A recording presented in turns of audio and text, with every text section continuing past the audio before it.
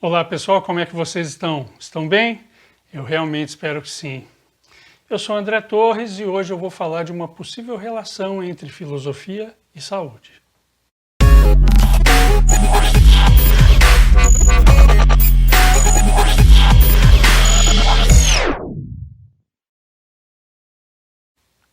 O Danilo, aluno do nosso curso, ele deixou uma pergunta aqui, uma sugestão no canal, que eu achei bastante interessante e que podia juntar com outras coisas que eu gostaria de falar também.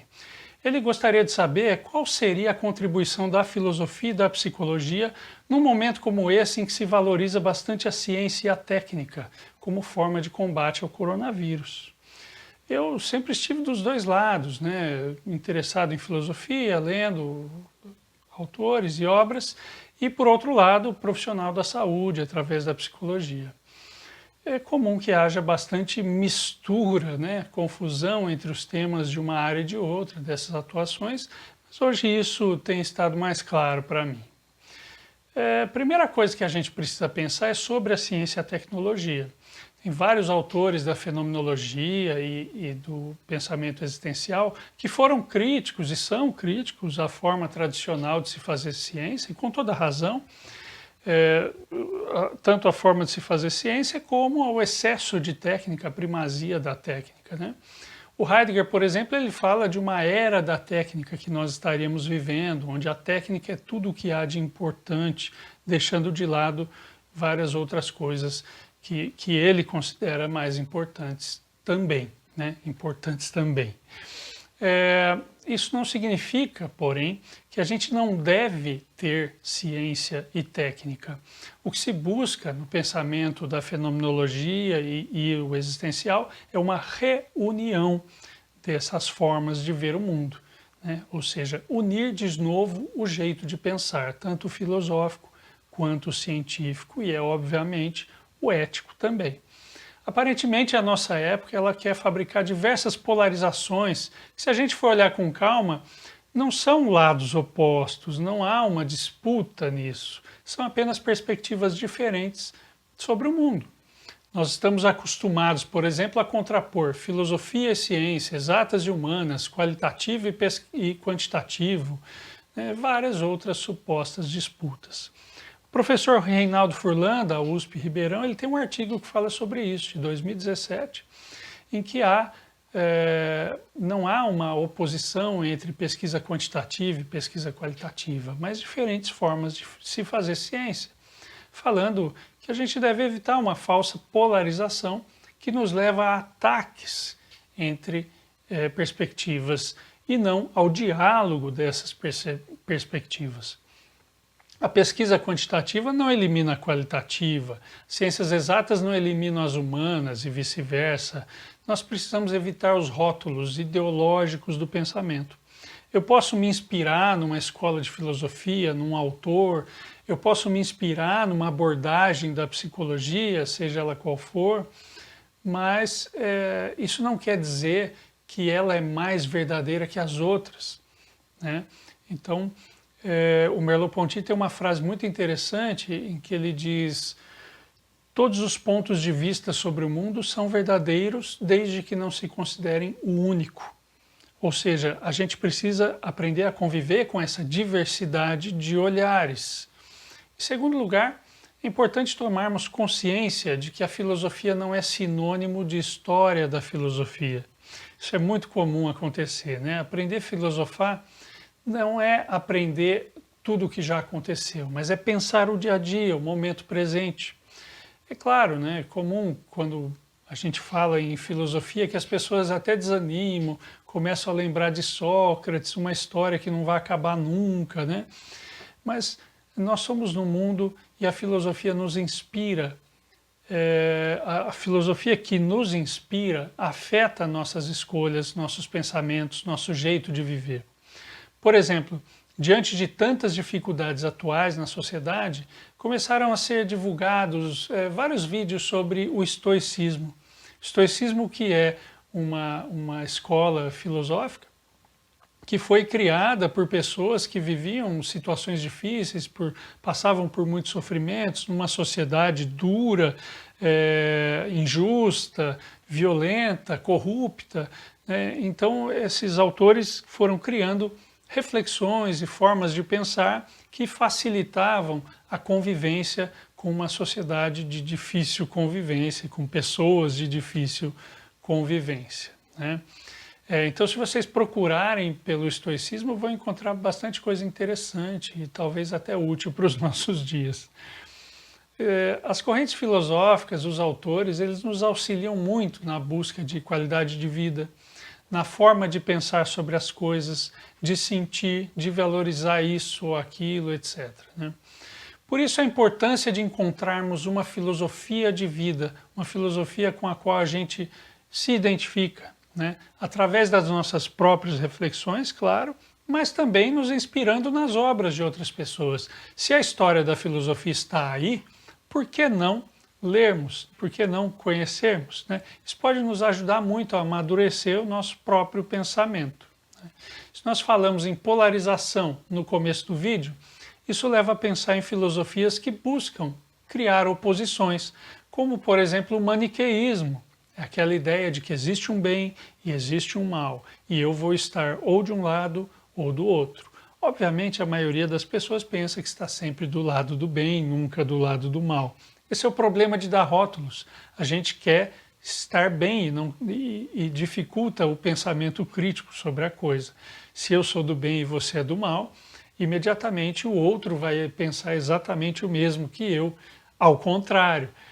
Ele é do bem e eu sou do mal. E nós criamos aí uma cultura de guerra, uma cultura de disputa que, de novo, evita o diálogo. Se eu tenho como base uma filosofia ética, né? A ética é uma área da filosofia que trata das relações entre as pessoas.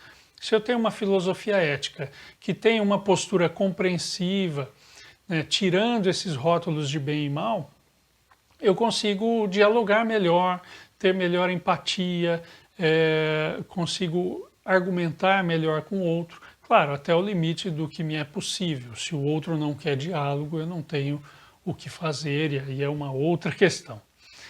Se nós olharmos agora, né, voltando a essa questão da filosofia de base, se olharmos para os enfrentamentos que os países têm feito à Covid-19, nós vamos perceber que os países que melhor estão conseguindo enfrentar a pandemia são aqueles que têm filosofias populares e representações políticas que tomam como base uma filosofia do pensar no outro, cuidar do outro, respeitar o outro, respeitar a esfera pública, que é uma forma de respeitar o outro. Pregam a gentileza, né, o prestar-se a auxiliar o outro em suas dificuldades e suas dores. Já os países que pregam, seja através da sua cultura, seja através dos seus representantes políticos, isso nem sempre está conectado uma coisa com a outra, elas podem estar disparatadas, né? Mas essas culturas, esses países que pregam o individualismo, a competição, a importância da liberdade individual sobre o bem comum, aliás, às vezes até uma destruição desse bem comum, a intolerância na relação com o outro, o desprezo pela esfera pública, quer dizer, o desmonte dessa esfera pública, né? Sempre trazendo para a autonomia individual e a liberdade individual a importância. Esses países estão tendo muito mais dificuldades para lidar com a evolução da doença, com a propagação dela. Essa reflexão nos leva à terceira etapa desse debate. Quem disse que a relação entre indivíduo e o social são uma dicotomia? Voltamos à mesma problemática do início. Pensar em si mesmo versus pensar nos outros é uma falsa polarização. Pensar no outro é pensar em mim. Cuidar do outro é participar de uma trama de relações sociais em que o benefício que eu faço ao outro, de alguma forma, retorna para mim. No entanto, eu só consigo cuidar verdadeiramente do outro se eu estiver minimamente cuidado. por mim mesmo, inclusive. Então, nós temos mais um tipo de relação de complementaridade entre cuidado e autocuidado, macrocosmo e microcosmo, do que uma posição dicotômica. Para finalizar o conteúdo, eu deixo a minha reflexão. O individualismo ideológico, no meu ponto de vista, é uma distorção da noção de liberdade.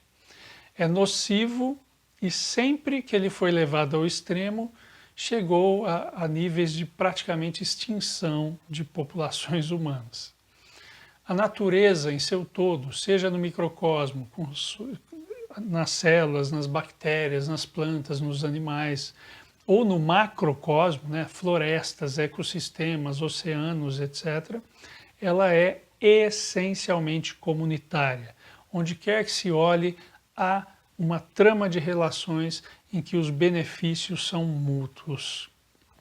Os humanos, no entanto, sempre têm a opção de sair dos determinismos e criar novas culturas com outras características, mesmo que elas sejam diferentes daquelas que são típicas da natureza. Se isso, por um lado, pode ser bastante rico e diverso, por outro lado, pode nos levar à destruição. Dessa forma, se eu mudar a filosofia para a qual eu olho para o mundo, tudo muda. Na ciência, dependendo de como eu olho para ela, eu decido o que deve ou não deve ser pesquisado. Na técnica, eu decido quais as finalidades e materiais que serão utilizados. Na política, dependendo de como eu olho, eu penso e decido se devo ou não ouvir determinados setores da sociedade e por quê. Na economia, eu decido para onde vai o dinheiro a ser investido e para onde não vai o dinheiro a ser investido. E por aí seguimos.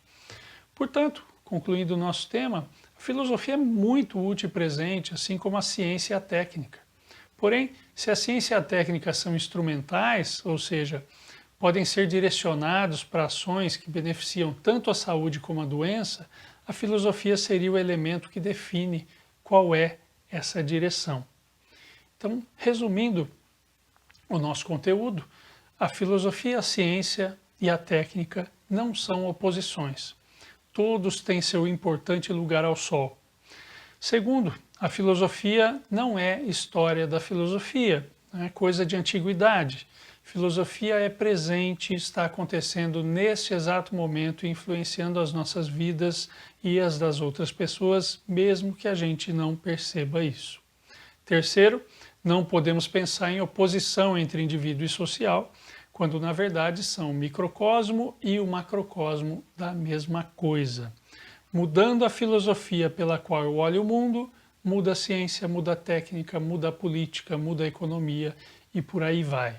E assim percebemos a importância da filosofia e seus desdobramentos, tanto na formação como na aplicação da ciência e da técnica hoje e sempre.